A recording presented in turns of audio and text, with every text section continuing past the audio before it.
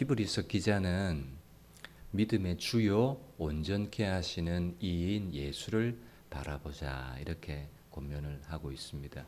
믿음의 주라는 말은 믿음을 시작하게 하시는 분이라는 말이고, 온전케 하시는 이라는 말은 믿음을 완성하시는 분이라는 말입니다. 그러니까 시작도 과정도 완성도 다 예수님이죠. 그래서 신앙생활에 있어서 가장 중요한 것은 예수님 중심, 이것은 참 중요한 사실입니다. 이것이 흔들리게 되면 변질이 오게 되고요. 이것이 깨어지게 되면 흔들리게 되는 것이죠. 그래서 성경은 예수님 중심의 신앙을 가르치고 있는데 우리는 예수님을 따르는 사람들입니다. 그런데 여러분, 예수님이 눈에 보입니까? 안 보입니까?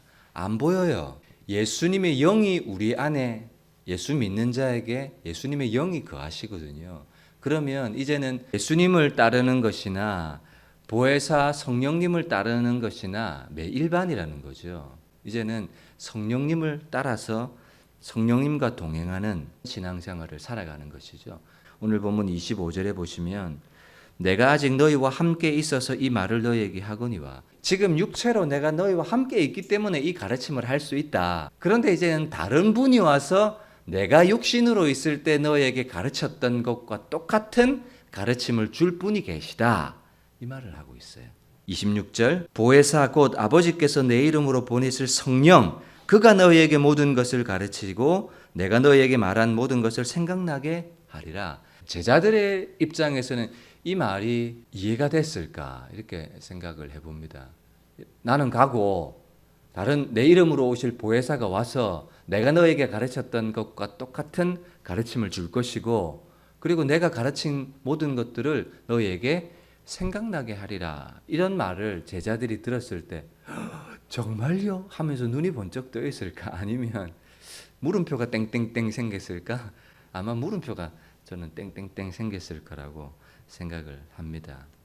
그래서 오늘 본문에는 성령이 오시면 두 가지 일을 하실 것인데, 첫 번째는 너희에게 모든 것을 가르치시고 너희에게 말한 모든 것을 생각나게 하리라. 가르치시고 생각나게 하신다. 근데 저는 주목한 것이요, 모든 것이에요. 모든 것. 예수님을 믿고 성령이 내 안에 오시면 신앙생활 하는 것에 대해서 어떻게 해야 되는지를 성령께서 가르쳐 주셔요. 맞죠? 그런데 신앙생활 영역, 영적인 영역뿐만 아니라 모든 것이라고요. 모든 것. 그 말은 이 세상을 살아가는 삶의 방법, 모든 것을 다 포함하고 있는 거예요. 예를 들면 사업하는 방법, 인간관계를 하는 방법, 공부하는 방법. 여러분, 세상을 살아가는 모든 지혜와 지식이 필요한 모든 것을 누가 가르쳐 주신대요? 보혜사 성령이 오시면 가르쳐 주신다, 이렇게 말씀. 여러분, 그 말이 맞는 이유가, 만약에 육신으로 계신 예수님이 내 곁에 계시다면 우리는 그 예수님께 뭐라고 얘기를 합니까? 예수님, 이건 어떻게 해야 됩니까? 이건 어떻게 해야 됩니까? 문제가 생길 때마다 어떻게 해야 되는지 물어볼 거 아니에요. 그러면 예수님께서 야, 그건 내가 전문가가 아니다, 딴 사람한테 물어봐, 그렇게 안 하실 거라고요. 예수님은 창조주세요. 모든 지혜와 지식의 근원이시고 근본이 되시는 분이세요. 모든 학문이 그에게서 다 나왔어요. 그리고 내가 너희에게 말한 모든 것을, 이때까지 예수님께서 모든 말씀을 주셨는데 그 말씀을 주실 때마다 아하 알아듣고 받아먹고 그런 것이 아니라 그때 말한 것이 바로 그런 의미였구나. 일예가 이 성전을 헐라 내가 사흘 만에 일으키리라. 제자들이 그 말의 의미를 언제 알았습니까?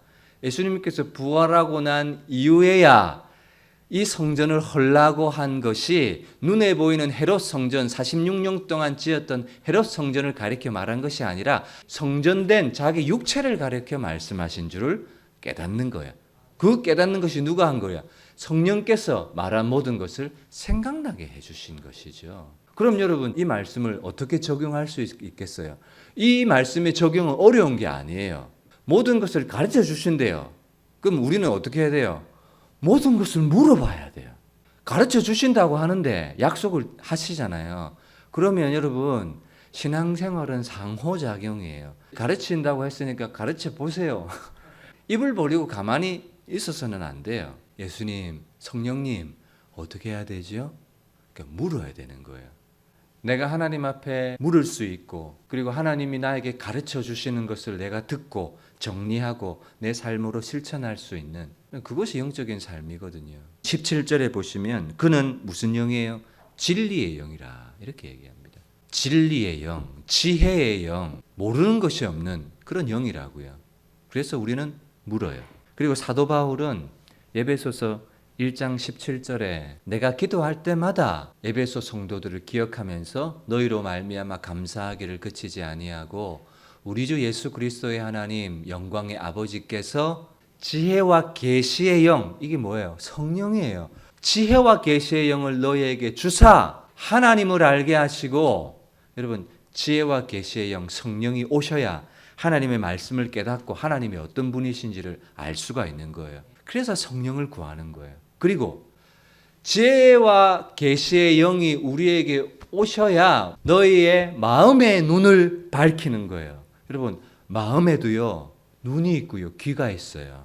마음의 눈으로 보고 마음의 귀로 듣는 거예요. 그래서 지혜와 계시의 영이 오셔야 너희 마음의 눈을 밝혀서 성령으로 하나님이 어떤 분이신지를 알고 그의 부르심의 소망이 무엇인지 하나님이 나를 왜 부르셨는지를 알게 하신다고요. 지혜와 계시의 영이 내가 이 땅을 어떻게 살아가야 될지를 지혜와 계시의 영이 알게 해주신다고요. 그리고 성도 안에서 기업의 영광의 풍성함이 무엇인지 지혜와 계시의 성령께서 알게 하신다고요. 그래서 지혜와 계시의 영이 너희에게 있을지어다 사도 바울이 이렇게 기도하고 있습니다. 그래서 여러분 여기 이 말씀에서 저와 여러분들이 반드시 적용 실천해야 될 것은 성령님께 물어야 되겠다는, 성령님이 어떤 영이기 때문에 진리의 영이시고 지혜와 계시의 영이시기 때문에 무엇이든지 다 물어야 돼요. 무엇이든지 내가 다 알고 할 수 있다 하는 것들도 성령님 어떻게 해야 됩니까? 성령님 무슨 말을 해야 됩니까? 성령님 반드시 여러분의 삶 속에도요 꼭 물어보세요. 진중하게 물을 시간이 없다 한다면 느헤미야처럼 아닥사스다 왕 앞에서 하나님 앞에 묵도하여 이르기를 했던, 사람하고 대화하면서도 상담을 하잖아요. 그러면 막 듣고 있는데 근데 마음속에서는 어떤 줄 아세요? 성령님 어떻게 대답해 줘야 돼요? 하면서 머리가 하얀데 듣고 있으니까 답이 안 나와요. 그 사람 상담을 하는데 답이 안 나올 때가 있어요. 그러면 어때요? 듣고는 있지만 마음속에서는 성령님 어떻게 해야 됩니까? 얼른 대답을 주세요. 뭐라고 해야 될지 모르겠어요. 마음에는 그럴 때가 있다고요. 이번 한 주간, 여러분 이번 한 주간이 아니에요. 우리 남은 인생을 살아가는 동안 인간관계의 어려움, 사업에 대한 것, 일에 대한 것 마찬가지입니다. 꼭 하나님 앞에 물을 수 있기를 주님의 이름으로 축복합니다. 여러분 내 양은 내 음성을 듣나니라고 했어요. 하나님의 말씀을 듣는 것도 듣는 것이지만 보혜사 성령께서 내 안에서 말씀하시는 음성을 들을 수 있는 그런 여러분들이 다 되시기를 주님의 이름으로 축복합니다.